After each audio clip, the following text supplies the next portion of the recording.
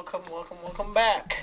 This is Foxo90 here, and today I'm taking a bit of a detour from my usual content, which has so far been a little political, a lot of biblical, which, by the way, I'm going to be continuing my biblical videos, but I want to go back to return to form with the channel.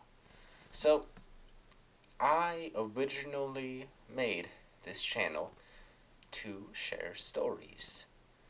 The When to Go to South series was my first attempt, my shameful attempt. And my Another Day at Freddy's series was another way of trying to do it. Of course, a lot of it, neither really lasted that long, but that's mainly due to the fact that my best stories, the one I've put literal years of effort into,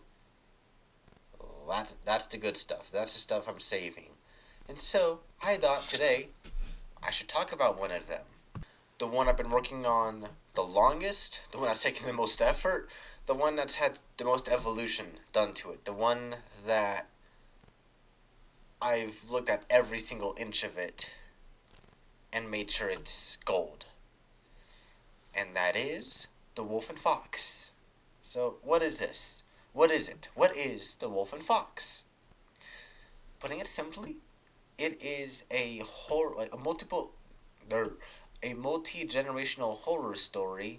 Now, the first part of it, the one that I would release first, and the subject of this video, it's a horror novel. That's a bit of a murder mystery, you could say, where, I don't know, let's just say the subjects are, the suspects are surprising, and the content definitely takes you for a bit of a whirlpool. Now I've worked years on it, like I said, the actual story, the outline and all that, how things tie together. However, I am actually getting the book written with, hold on, let me go get it real quick. My 1970s typewriter. I am currently using this beautiful thing to get the first book written. Now I want to turn that book into something I can actually sell, like something I can actually share to the world, which, hang on. There we are. Which, I would definitely need help on. So, I'm making this video because I want to share that The Wolf and Fox exists, that it's in development, and a little bit of what it's about. So let's look at that a little bit. So, The Wolf and Fox, the series as a whole, but we're talking about the book, the novel. It follows Kevin Emerson, who is the founder and owner of the Wolf and Fox restaurant. And man, this dude's lived a real, you could say, not great life. His parents were murdered when he was about 21. Not long after, only a couple years later, he was, he went into the Marine Corps and fought in the Vietnamese War.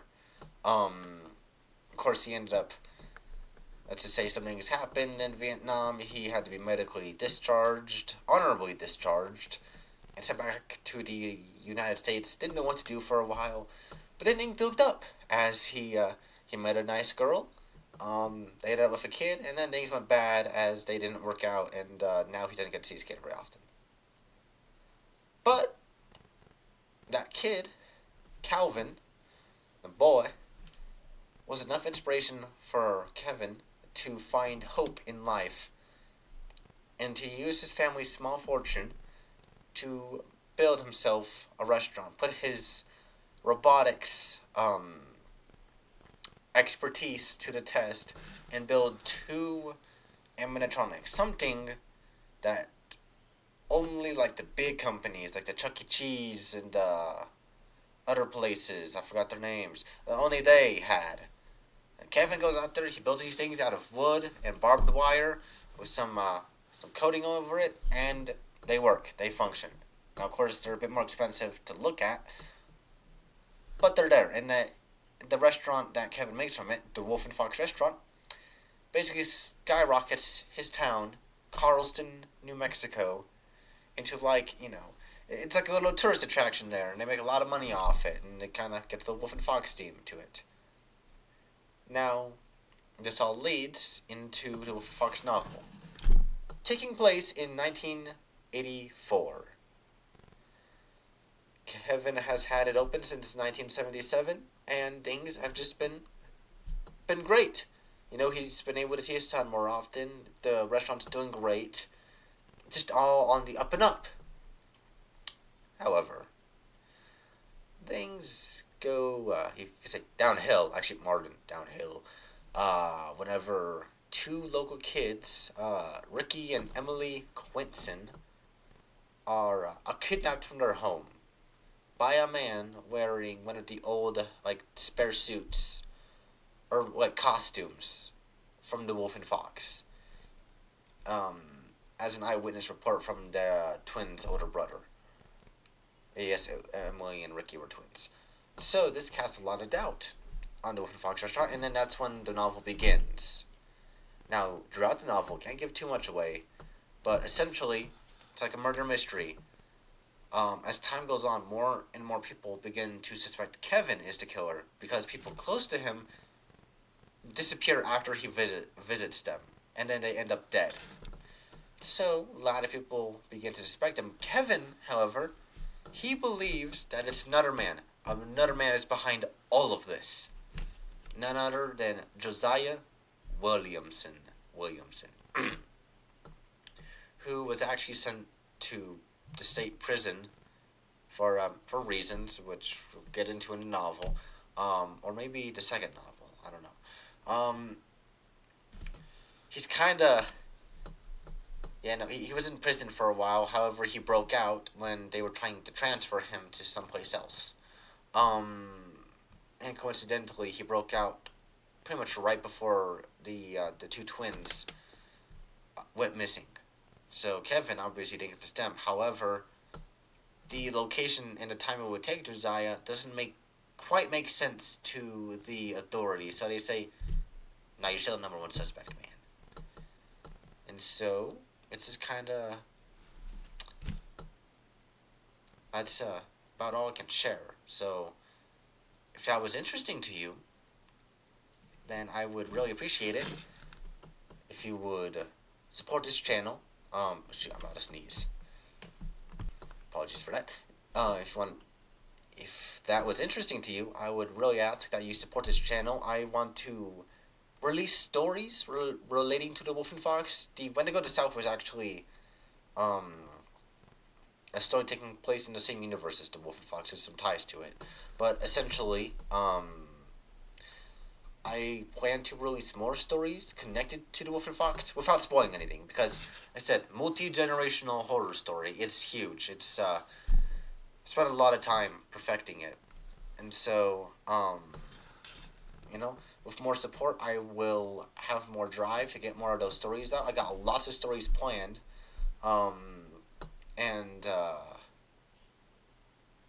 yeah, a lot of stuff I'm trying to get put together here.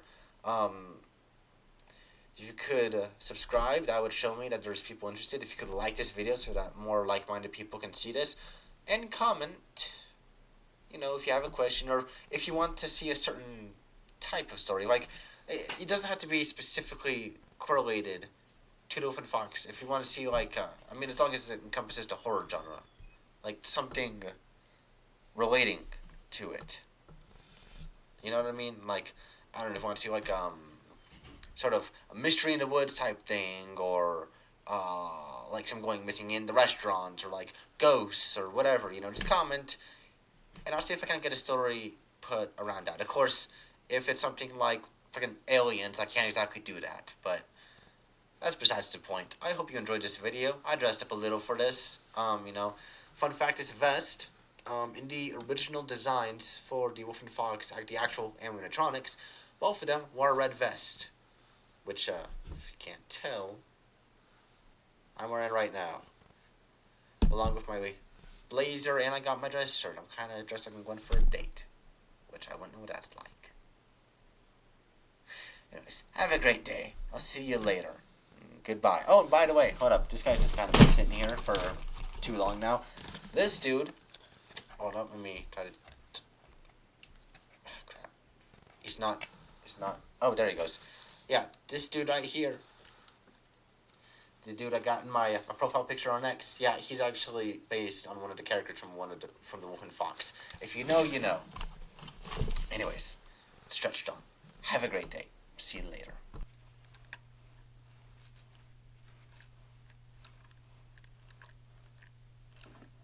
Kind of awkward felt music.